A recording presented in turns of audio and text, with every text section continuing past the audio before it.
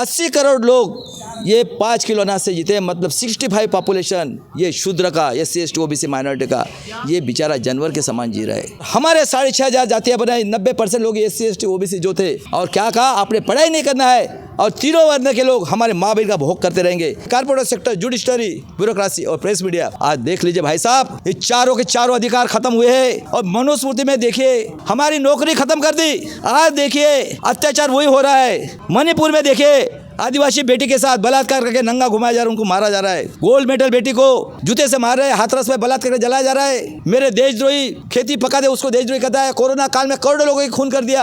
आज ऐसी नौबत आ गए, पूरा का पूरा संविधान ही खत्म हो गया। मरेंगे मिटेंगे, लेकिन EVM को हटाएंगे, बैलेट पेपर से वोटिंग लो।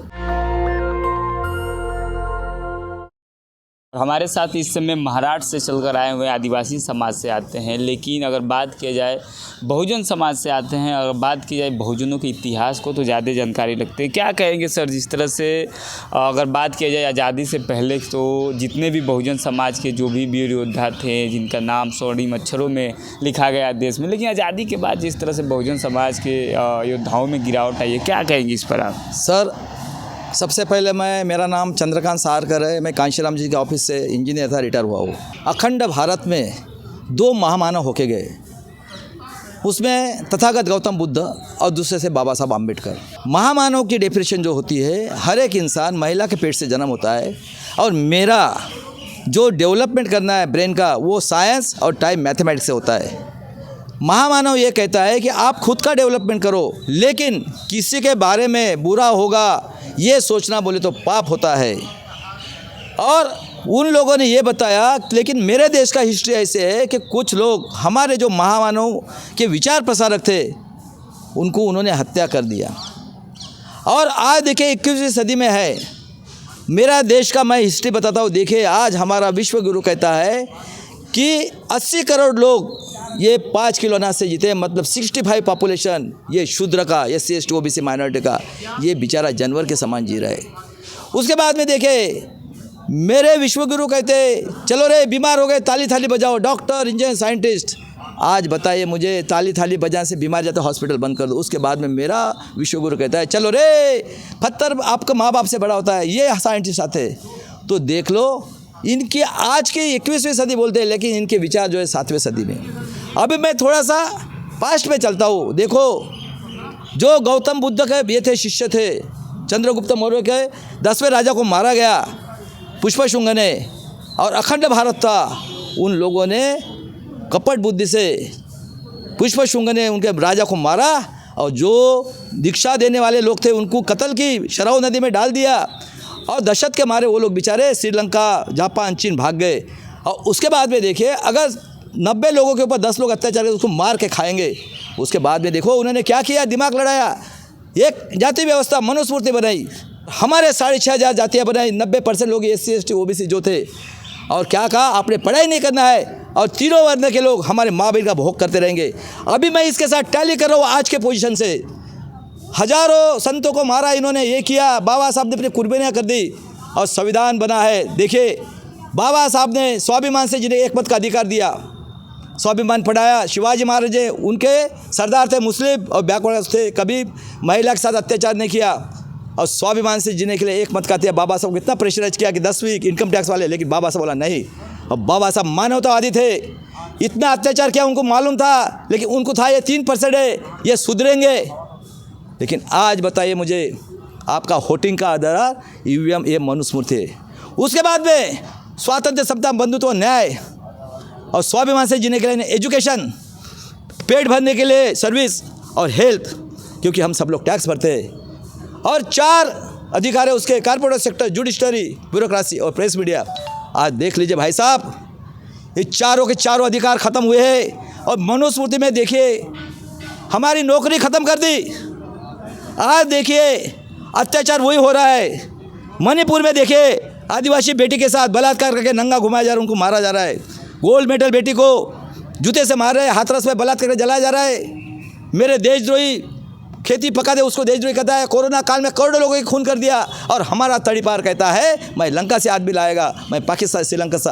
हमारा जो गरीब लोग है उसका CC NRC, और हम जैसे लोगों का प्रॉपर्टी का काउंटिंग करके उनका वोटिंग का अधिकार लेना है। और इस तरह से इन्होंने प्लानिंग किया है। मैं पूछता हूँ देश के लोगों को, SC ST OBC के और माइनॉरिटी के देशद्रोही लोगों, आपने 10% इचलियों से आरक्षण किया, किस बेस के ऊपर से किया है?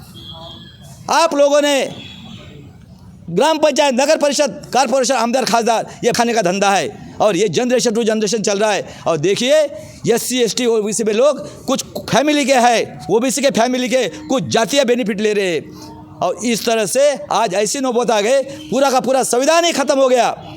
इसके बाद में कोई पैदा होने वाला नहीं है और ये संविधान विद्रोही देश बना रहे। अरे संविधान विद्रोही तो ये लोग हैं। 75 में इमरजेंसी आ गया तो कितने लोग, 52 में जब इलेक्शन हुआ इन्होंने कसम खाई 25 में हम हिंदू राष्ट्र करेंगे, मनुस्मृति लाएंगे। और उसके बाद में देखिए 52 में जब इलेक्शन हुआ, SC ST OBC के लोग पढ़े लिखे थे क्या? कौन थे? ये कौम बैचलर आई है और इनकी माँ जो है राजा महाराजा, जैसे महाराष्ट्र में है 6 की 6 पार्टियाँ, ये RSS की सब पार्टियाँ है, वैसे हर एक स्टेट में राजा महाराज थे, वो उनकी माँ है और इनका हाइब्रिड हुआ है। ये भी लोग देशद्रोही लोग पैदा हुए हैं और इस तरह से इस देश को ये गुलाम बनाना चाहते EVM से, फ्रॉड इलेक्शन के। इसलिए मैं जनता को आह्वान करता हूँ कि अपने समाज में जो भी देशद्रोही लोग हैं, ये कारपोरेटर, उसके बाद में ये कारपोरेशन, आमदार खासदार, इनके ऊपर दबाव डालो और इनको बोलो हमारा एजुकेशन कहाँ गया, हमारी नौकरी कहाँ गई, हम मर गए। और जन आंदोलन करो और दोबारा इलेक्शन हो। मैं चैलेंज करता हूँ हर एक को, बच्चों को फ्री में एजुकेशन। देखो 25 लाख बच्चों का करियर कर दिया, इतना पैसा है। सुशी ये इंग्लैंड का जो है वो गिरने के बाद में देखो कितना पैसा है 24 लोगों के पास, ये हमारा टैक्स का पैसा है। और ये भी जो दलाल है समाज के, उसको ठीक करो। मैं बताता हूँ 5 साल में मैं सोने चिड़िया बताता हूँ और मैं राहुल गांधी का टीचर हूँ और राहुल गांधी को भी चैलेंज करता हूँ। अगर आपने उसके पहले आप 3% SC ST OBC आपने पार्लियामेंट में जो दिखाया ना चित्र, आपका गुरु ये मनुवादी है। लेकिन राहुल गांधी जी, खड़गे जी और प्रियंका जी, आपको भी चैलेंज करता हूँ, अगर आप EVM आंदोलन में नहीं उतरे, हम मर मिटने के लिए तैयार है। EVM वाले, ADR वाले, जिस देश के अंदर में निडल नहीं होते थे हम मिसाइल तक किए।